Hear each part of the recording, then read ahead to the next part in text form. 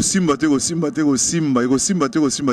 Tika Bakabola, aux émissions de 10h, Balobi Nicolas Soso, Nicolas Loso. Alors, Balobi, et si Simbi et Tika Bakabola, alors, allez, les yeux de Boye Baraza partout, dans d'autres temps, pour la Bino Congo, alors, l'équipe nationale de Congo, RDC, le Komakasi, et Zalia, on a France, à Paris, na tout pour aéroport à Roissy, na hôtel Radisson, Bomoni, aux Zalia, na Koti Kango Karate, parce que, vous voyez, les gens à Congo, les Moisi. On est bien dans de mati je vais caler des gens Congo les moi alors il y a on a dans exclusivité pour l'an interview dans bango pour l'an orchestre c'est rajeunir coach Roloba bango tu Roloba pour mon équipe nationale les autres na place toujours pas le Kuma Congo les autres tombent moi na zawana alors babi disait Nicolas Loso PDG Chabani Record UEB toujours na éviter ceux qui transfèrent au ça les alliés ceux qui a trésor loi ceux qui Aziz Makukula ce qui a dit merci Mbokani na évité PD Chabani Record yom toyebi alors banakin bozala ya CP là bolana image ya ba joueur na bino bolinga kana ba oyo bo découvrir sika ba coach une équipe nationale boza bango deko Simba si et Simba tikalika ba kabla babi Nicolas Soso Nicolas ya Loso PDG Chabani Record musala lenzi zo sala yo mozo mona mingi ya kolobeza tedi alors lenzi walinga Congo le ka mwasi di babi ko Simba di c'est Simba tikalika ba kabola. Et au Simba, Tikalika Bakabola, Nicolas Soso, Nicolas Loso, monsieur Lamino disait, bon, tous allez en la France, l'équipe nationale, il y a Congo, Omoni, bon, mon ambiance, zone ambiance, pas mon ambiance, équipe nationale de Bazolia, bon, Moni, Bansien, Bazali, Bambayo, Bacholola, Bazan place, Bamatumona, Naba Geni, Asikabazi, Namununga, Tomoni Mununga, Ba Youssouf, Mandanda, Bamotu Bazali, Bamabiala, donc ambiance, équipe nationale, Bazolia. Banakin, yango ambiance yango botala mingi ngolo bezata la toujours l'exclusivité pour Nabino. Alors beaucoup ça va intervenir après na yebisa bino 10 les Nicolas Soso Nicolas Loso balobi mingwa.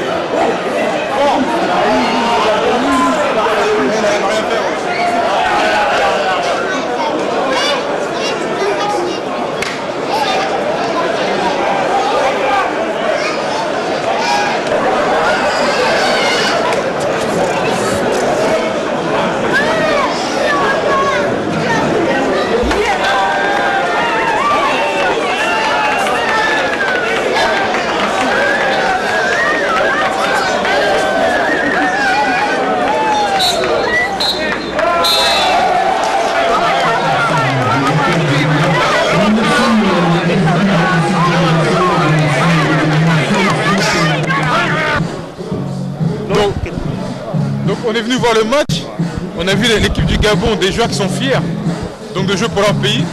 Donc contrairement aux joueurs congolais, donc à nos confrères, au lieu de venir lorsque la sélection les appelle, au lieu de venir lorsque la sélection les appelle, ils ne viennent pas, ils préfèrent rester chez eux. Ils préfèrent rester chez eux et attendre que la France, la Belgique, l'Angleterre les appellent. Donc c'est un manque de respect pour le pays, c'est un manque de respect pour les gens qui sont battus pour le pays, pour que le Congo devienne le Congo. Des gens comme Lumumba, Kassavubu, Moulele et autres, qui ont sacrifié leur vie pour le Congo. Et on voit les enfants de ce pays ne pas venir lorsqu'on les appelle, lorsqu'on fait appel à eux.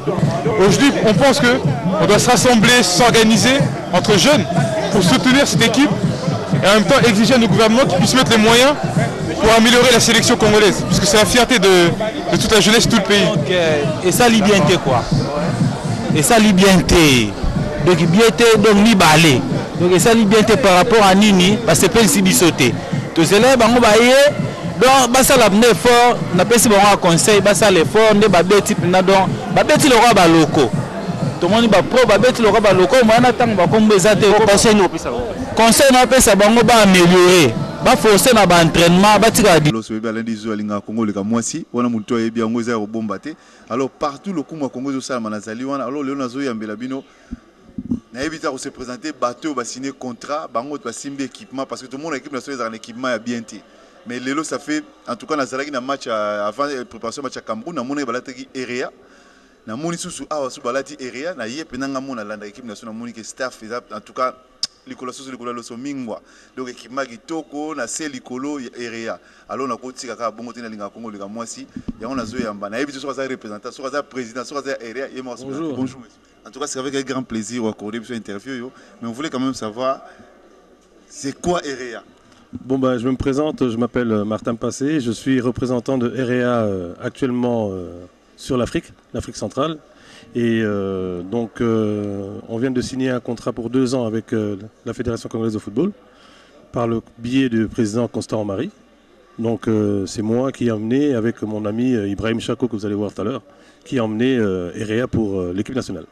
Mais la vraie question que je pourrais vous poser, parce qu'on voit que ça fait déjà 2 ou 3 matchs qui portent REA, mais j'ai énormément de demandes de la population congolaise qui me disent où est-ce qu'ils peuvent trouver les maillots de REA pour l'équipe des joueurs de l'équipe nationale. Bon bah écoutez, en temps et en heure, vous serez informés. Donc là le bien pour la banne à Kinshasa.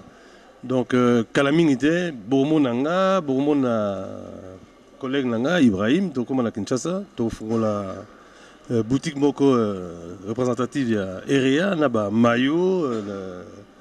Training, Bicoti, donc dossier complet. Donc tout le monde a l'équipe de France, l'équipe de Belgique, l'équipe Mantienne à Bango, là tu seras Bango, donc puis peut comme un niveau. Comme un niveau, et nous garantir bino que Ngaimoko personnellement, je vais m'en charger à Kolandango Tinasuka. Tu as signé contrat moko à 2 ans et j'espère que tu as un problème à bateau, Lukaba dribbler biso. Parce que tu as dit en Guanzo, au Kamati équipement et maillot à l'équipe nationale, au Kenya Chine en Guanzo, au Sali photocopie au Kinshasa, tout Kangayo. Bon, justement, il y a soulevé pour moi. Est-ce que c'est facile pour la Bino, Bolanda, Bazana Lubumbashi, Bazana Mbujimai, Bazana Bakongo, Balibala, c'est terrain partout. Mais je crois que actuellement, dans la zone de Makambo, évolution Mboka, la candidature RDC, tout comme le système Moko, donc tolérance zéro.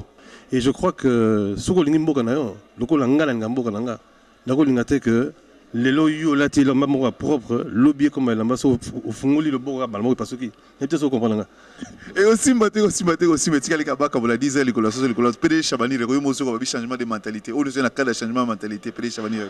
Mais c'est Martin Passy. En tout cas, c'est Martin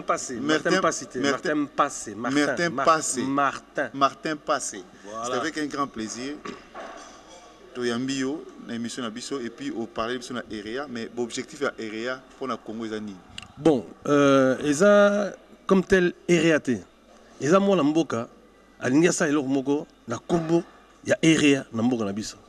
Tout ça biso mbalé. Et je répète encore, camarade Nanga, Ibrahim Chako. Donc nga, na bandana REA, et bon, Moutoua Memanga et pas REA, na Kobo ça na Komona été, na Kanisi, Kinoa Baebi. Donc, Boibi Lili Lumande, Donc Azaki président il y a Dragon. Donc il y a une représentant ngai Mukolo Erea. D'accord, mais Erea comme tel avant tout comme la Erea tout ça qui a JD Soccer. Dans Mukolo JD Soccer muta même manga et pas Erea.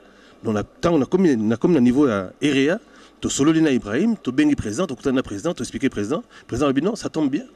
Ngape Nazaro Luka et là comme bien le ko bino moko bana mboka, vous mettez sur la biso na biso que tout le mpaya. Donc après si biso feu vert to kana lisolo on atina suka. To memele ba élément nyo surtout président Amoni yemoko aye a analyser azongi na Kinshasa a sololi, après si feu vert to signé yango na bi et là qu'on a ils attaquent et suka à la poto. Non, et comme la Kinshasa et que ça a étendu partout. Au moins Adidas. Bon, considérez que au moins on a Adidas. Mais considérez que Erea est à Adidas. Au moins Nike. Erea est à Nike. Mais vous avez des clubs ni na bamboka ni bola. Erea c'est italien, hein. Quelle est l'Italie, hein? Parme. Son bon club italien, Parme, c'est Erea. Ok, tout ça, ma club est belé, hein. Mais bon, je me limite là-dessus, quoi. En tout cas, le message non il y a Banakin, Bana Congo, Balingara, équipe nationale, qui va à bango en paix, quoi. Que non, Erea c'est continue à l'équipe nationale.